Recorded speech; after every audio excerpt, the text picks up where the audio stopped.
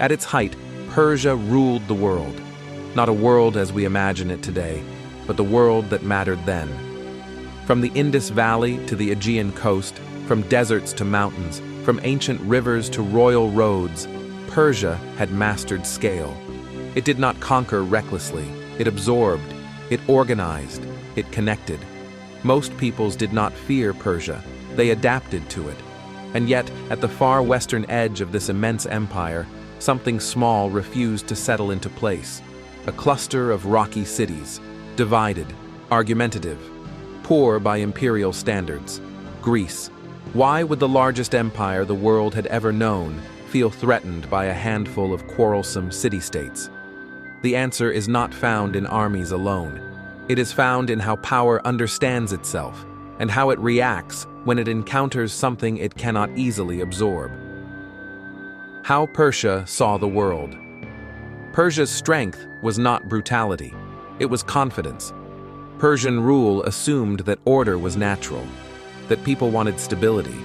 That diversity could exist under a single structure if managed carefully.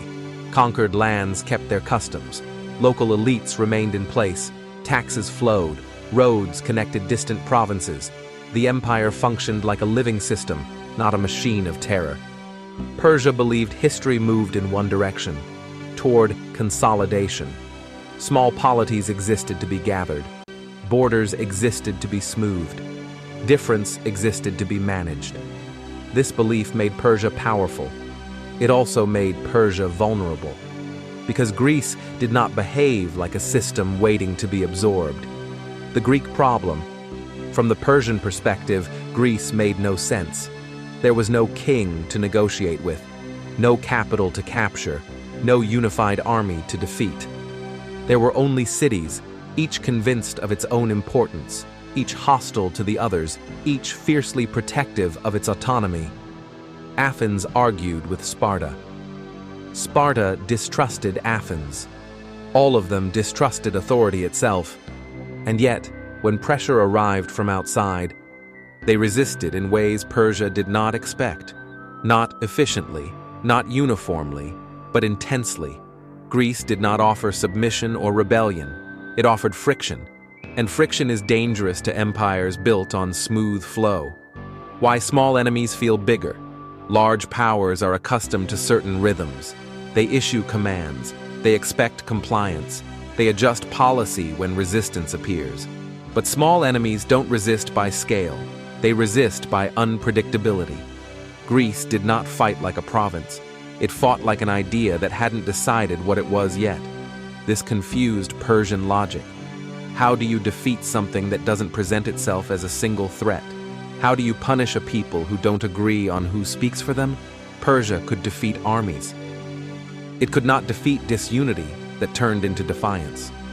And so Greece grew larger in Persian imagination than it ever was in reality. The psychology of imperial fear. Fear is not proportional to danger. It is proportional to uncertainty. Persia feared Greece not because Greece was strong, but because Greece did not behave as expected. The empire understood obedience, rebellion, negotiation, and assimilation. What it did not understand was a culture that valued argument over order, freedom over efficiency, and honor over survival. Greece was not powerful, it was irritating, and irritation, when persistent, becomes anxiety. The Ionian warning. The fear did not begin in mainland Greece. It began along the coast of Asia Minor, where Greek cities lived under Persian rule. These cities revolted, not successfully, not decisively, but symbolically. They showed that Greek identity could exist inside the empire and still resist it. For Persia, this was intolerable. Rebellion was manageable. Contagion was not. The idea that Greek independence could spread inside Persian territory was far more dangerous than any battlefield loss. Empires fear precedent more than defeat. When scale meets stubbornness, Persia responded the only way empires know how, by demonstrating scale. Armies marched west. Ships crossed the Aegean. Messages were sent, submit, and order will return. But Greece interpreted these gestures differently. Where Persia saw inevitability, Greece saw challenge. Where Persia saw structure, Greece saw intrusion. This wasn't a war of strength, it was a collision of assumptions. And when assumptions collide, the smaller side often fights harder, because it believes more is at stake. Why freedom terrified empire. Persia ruled many free peoples, but freedom in Persia was contextual. Local autonomy existed under imperial authority. Greek freedom was different. It was loud, public, defiant. Greek citizens argued openly. They criticized leaders. They replaced governments. They questioned tradition. To Persia, this looked chaotic. But chaos that functions is deeply unsettling to systems built on hierarchy.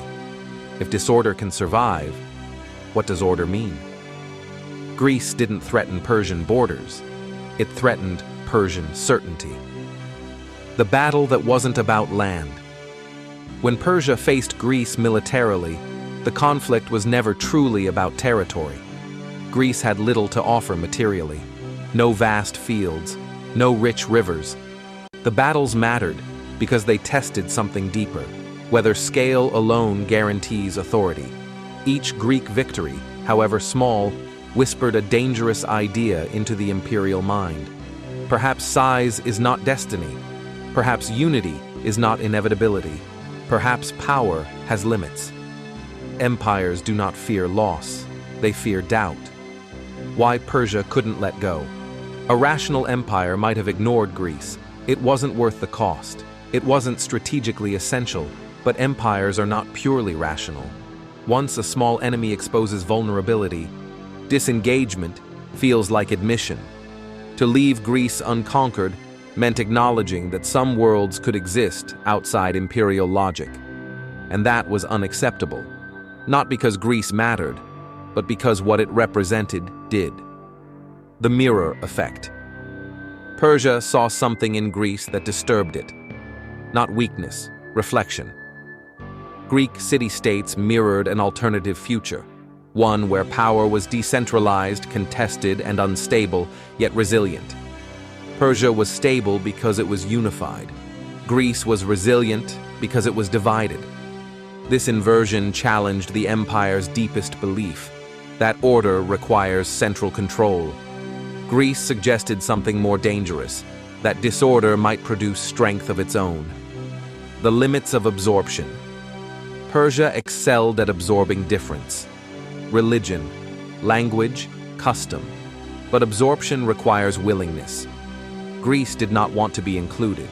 It wanted to argue, experiment, and fail on its own terms. Empires struggle with this.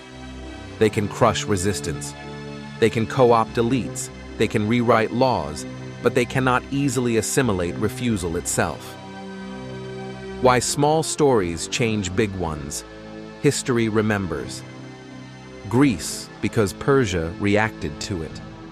Without Persian attention, Greece might have remained fragmented, regional, forgettable. But pressure sharpens identity. Persian fear gave Greece purpose. Resistance created cohesion. Conflict forced cooperation. The empire, in trying to eliminate a nuisance, helped create a legacy. Small enemies often become significant because large powers insist on engaging them. The question beneath the war. So why did Persia fear Greece?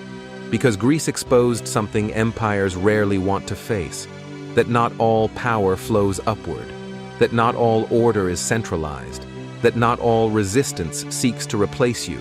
Some simply want to exist beside you.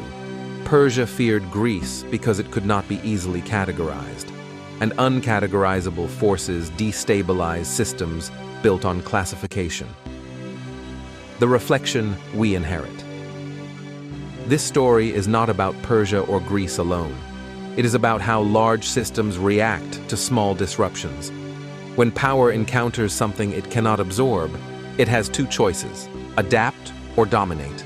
Persia chose domination. History suggests that choice carries a cost. Because every time an empire defines itself against a smaller enemy, it grants that enemy importance, and sometimes immortality.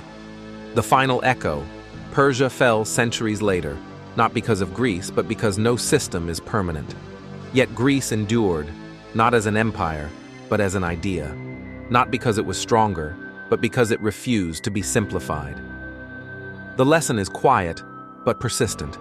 Small enemies shape destiny, not by winning wars, but by forcing power to confront its own limits. And that confrontation, once begun, never truly ends.